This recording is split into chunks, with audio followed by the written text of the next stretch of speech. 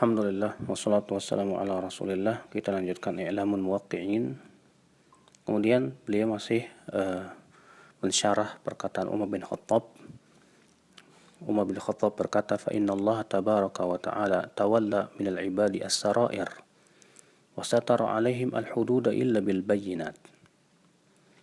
Sesungguhnya Allah subhanahu wa ta'ala yang mengurus sesuatu yang sifatnya apa yang ada di hati hamba, dan Allah juga menutup atas mereka pelaksanaan hukum had kecuali dengan bayinat, yaitu bukti-bukti yang sangat kuat. Kata Ibnu Qayyim, yuridu bidzalika anna man dhaharat lana minhu alaniyatu khairin qabilna syahadatah. Maksudnya adalah bahwa siapa yang tampak darinya alaniyah, artinya menampakkan sesuatu kebaikan, maka kita terima persaksiannya. Wa wakalna sariratahu ila Allah tabaraka wa ta'ala, dan kita serahkan apa yang ada di hatinya itu kepada Allah subhanahu wa ta'ala. Selama dia menampakkan kebaikan, kita hukumi sesuai dengan yang ia tampakkan. Adapun apa yang ada di hatinya, kita kembalikan kepada orangnya. Fa inna Allah subhanahu lam yaj'al ahkamad dunya 'ala sarair.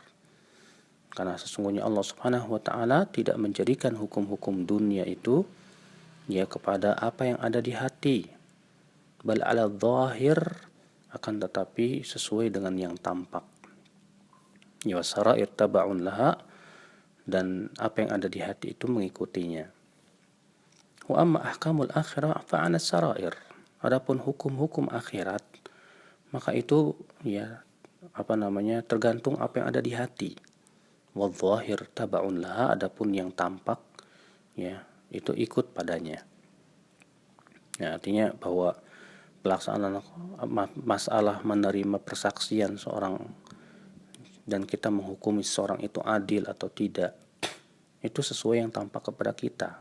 Kalau dia menampakkan kejujuran, menampakkan ketakwaan, kita hukumi dia dengan ketakwaan. Adapun masalah hatinya kita serahkan kepada Allah subhanahu wa ta'ala. Ini hukum di dunia. Adapun hukum di akhirat, tentu yang akan Allah lihat adalah hatinya, bukan apa yang ia tampakkan kepada manusia. Walaupun tentunya perkataan kita terima yang tampak, adapun yang lahiriah kita serahkan kepada Allah. Dalam beberapa perkara kita tidak menerima kaidah seperti ini. Contoh misalnya, kalau ada orang yang jatuh kepada kekafiran, maka apakah kita katakan dia kafir karena dia sudah menampakkan kekafiran kepada kita? Masalah hati kita, itu urusan Allah. Kita katakan tidak bisa. Dalam masalah kafir mengkafirkan itu, bahwa orang yang jatuh kepada kekafiran belum tentu bisa dikafirkan. Kenapa? Walaupun dia memang menampakkan kekafiran, tapi bisa jadi karena adanya penghalang-penghalang. Contoh misalnya karena adanya syubhat-syubhat. Contoh misalnya karena adanya kebodohan. Maka yang seperti ini tetap berlaku, tidak hanya sebatas yang tampak saja. Contoh lain misalnya, kalau misalnya ada orang yang mengucapkan kata-kata yang tidak baik, maka kemudian kita hukumi dia sesuai dengan yang dia ucapkan.